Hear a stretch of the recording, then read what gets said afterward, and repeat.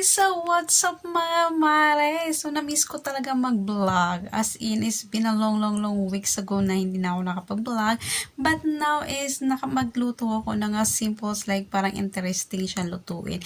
It's called Chawanmushi, steam egg.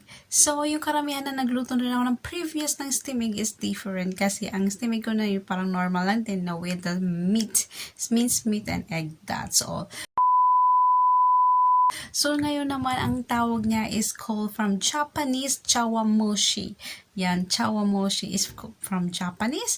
Then, ang ingredient lang naman is a simple lang. Kasi nakikita mo lang naman doon sa kusina. At it's up to you kung anong gusto mo ilagay doon sa ingredient ng Chawanmushi mo. Kasi ang aking ingredient is different doon sa napanood ko. So, ang ingredient ko lang is an egg. At saka, imitation crab sticks and mushroom. And then, yung, yung lagay ko naman na ingredient din ay shiradasi sauce. So, pwede ka rin, kung wala kang shiradasi sauce, maglagay ka na lang ng light sauce. Huwag yung dark or oyster sauce kasi mag-iba yung kulay ng iyong chawanmushi. So, that's it guys. So, keep on watching till the end. So, tara't simulan na po natin ating pagluluto ng ating Chawanmushi. I hope you like it. So, try nyo na po sa inyong bahay para naman maiba naman ang taste natin. At saka for sure magugustuhan niyo ng family mo. So, that's it.